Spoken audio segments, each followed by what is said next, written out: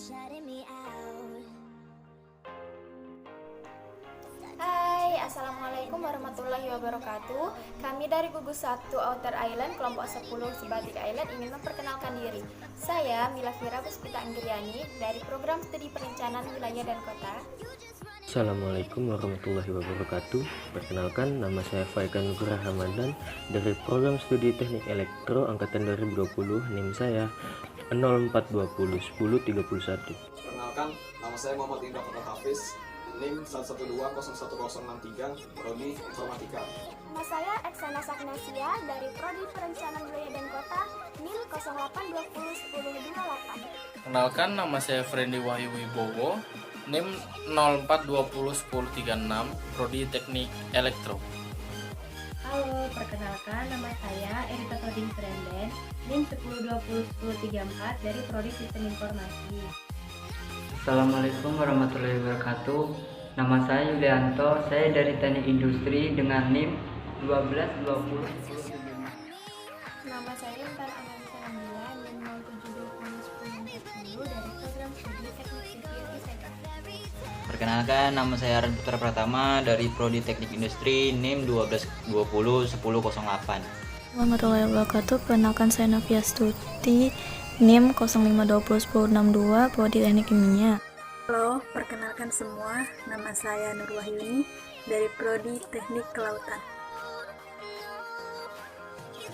Hate speech adalah tindakan dilakukan seseorang ataupun kelompok dalam bentuk hasutan, hinaan ataupun provokasi yang ditujukan kepada seseorang ataupun kelompok lainnya yang dapat berbentuk agama, ras, kebudayaan, lalu kewarganegaraan dan sebagainya.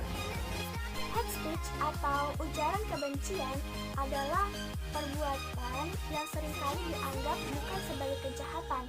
Padahal kebanyakan hal tersebut mengacu pada hinaan dan hasutan yang dapat merusak mental, atau yang sering kita dengar sekarang yaitu mental illness. Mungkin sebagian orang tidak menyadari bahwa pendapat yang ia keluarkan, yang ia anggap sepele, justru berdampak sebaliknya pada yang ditujukan. Ujaran kebencian sangat menyebar dengan cepat di media sosial, dan jejaknya pun sulit dihilangkan. Ujaran kebencian biasanya dapat dijumpai pada media cetak seperti koran ataupun majalah, hingga media yang bersifat online seperti post di media sosial. Ujaran kebencian bisa kita temui dimanapun, seperti teman sendiri, media cetak, serta paling banyak ditemui di sosmed, khususnya Facebook dan Instagram. Hate speech dapat mempengaruhi kondisi mental seseorang, dapat mengakibatkan marah, kesal, kecewa, takut, bahkan depresi. Hate speech juga dapat dimanfaatkan oleh sekelompok radikal untuk mempengaruhi massa di dunia maya agar ikut agenda perjuangan mereka, serta dapat menimbulkan keresahan bagi masyarakat dan memecah belah bangsa. Dampak dari hate speech, kalau dilihat dari dampak kecil, itu tentunya membuat orang sangat tidak nyaman. Sedangkan dampak besarnya itu memicu terjadinya kekerasan, sikap prasangka buruk, sehingga dapat memecah belah bangsa Indonesia. Di mana bangsa Indonesia itu merupakan bangsa majemuk yang terkenal keanekaragaman budaya, agama, dan lain-lain.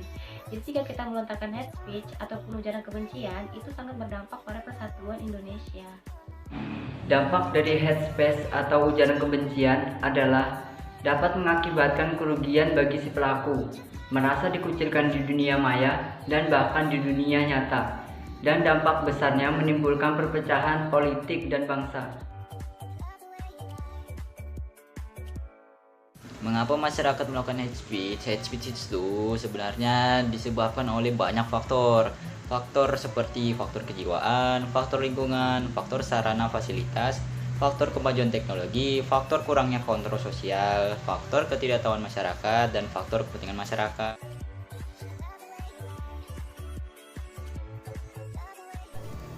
Yang harus dilakukan mahasiswa mengenai hate speech yang pertama yaitu memberi pengarahan tentang bagaimana cara beretika di media. Yang kedua, kita membantu korban dan saksi untuk melaporkan kejahatan yang bersangkutan tentang ujaran kebencian.